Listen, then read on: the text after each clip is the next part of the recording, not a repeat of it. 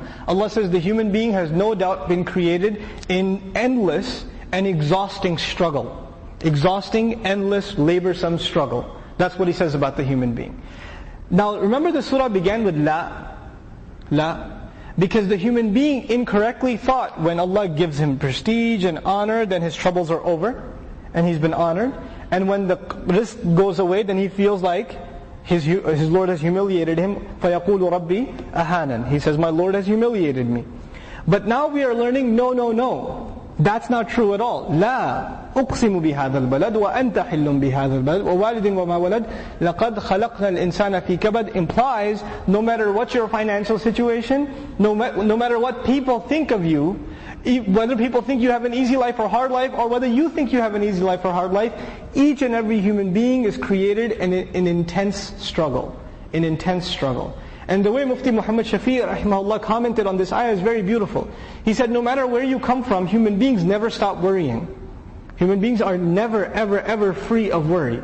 The richest one is worried about how their relationship is with their wife or their child or their parents or something or the other.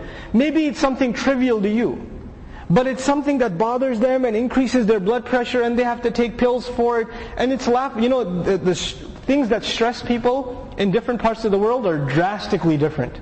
Right? Somebody is stressed out that their curtains don't match their carpet. And they're stressed out about that. Somebody's stressed out that they don't have a Blu-ray DVD player versus the old school. They're stressed out about that. What's going to happen to their old collection? And it's stressing them. And in some other part of the world, somebody's stressed out that their child doesn't have food to eat tomorrow. Or there's going to be the Muslims in China today, whether or not their family is just going to be attacked and destroyed overnight because of the chaos that's going on among the Uyghur people. May Allah help the Muslims there. Right? So, different levels of stress. Somebody sitting in their bedroom stressing, right? In an air conditioning room stressing about their 401k, which has gone down from 800,000 to 700,000. Oh, boo-hoo, right? You would say boo-hoo, but they're losing sleep over it. They've gone crazy over it. The idea is it still something that's stressing the human being, keeping them from being relaxed? Keeping them from finally being tranquil? You think the one who doesn't have it thinks, when I get it, I will have tranquility. Right? And the one who has it says, man, you don't know, there's a lot of stress.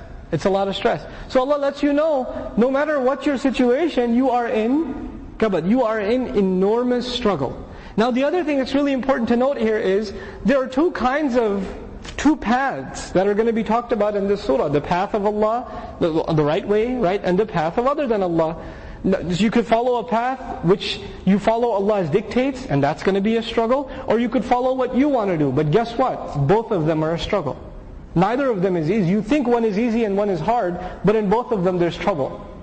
Both of them will lead you to stress and difficulty and labor, etc. Right? None of these paths are easy. So might as well struggle for something that will lead you to something better in the end. Right? People run away from the commandments of Allah thinking it's going to bring difficulty to life. Even Muslims today, even non-Muslims for sure. For example, we find non-Muslims making comments that are close to Islam, making comments like, yeah, I really like your religion, it makes a lot of sense, but it asks too much of me. It's asking me to change too many things. Right? It's too hard. So the way they're doing things, they feel this is ease, and the way Islam is telling them to do things is difficulty. Allah's commandments are difficulty. In Surah Al-Nisa, Allah says, يُرِيدُ اللَّهُ لِيُخَفِّفَ عَنْكُمْ.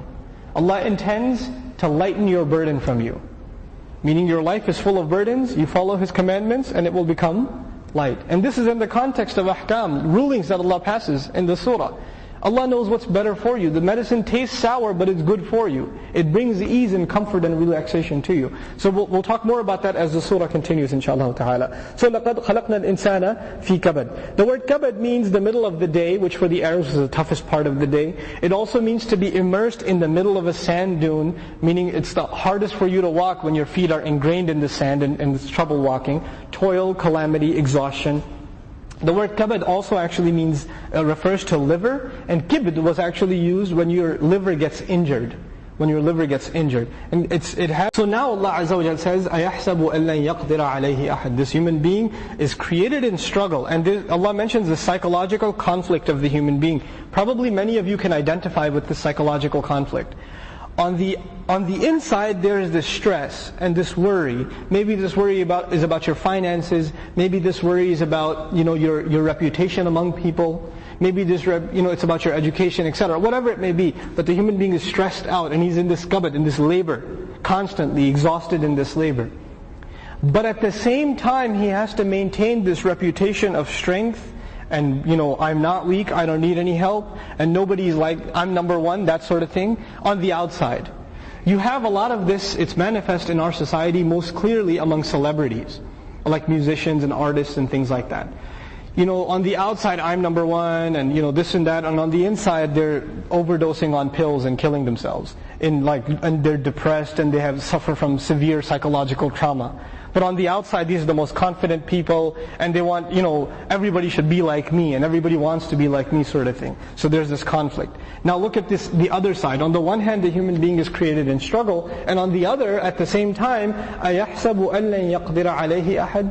Has he assumed that no one will have control over him whatsoever? It is only upon him عليه قدمت, right? The jar wa majroor, this prepositional phrase has been put early, which means it is only upon him that not a single one will have any control over. He is special. He's going to be above the law. He's never going to get caught. He thinks he's the one who's above everything else. And this attitude we find in little ways and big ways among human beings. There could be, the arrogant ruler who thinks who's going to come after me? Right? You have these people, genocidal maniacs, who will command, war and bring death to thousands of people. And what's going on in their mind? Who's going to stop me anyway? What are they going to do about it? Right? Similarly, the abuse of power sort of thing. Similarly, this idea of being invincible can come as in something as small or something as minuscule as the attitude of a young man or a young woman. Hey, don't drive carefully. Oh, nothing's going to happen. I know what I'm doing. I'm not going to get caught. Right? So this idea of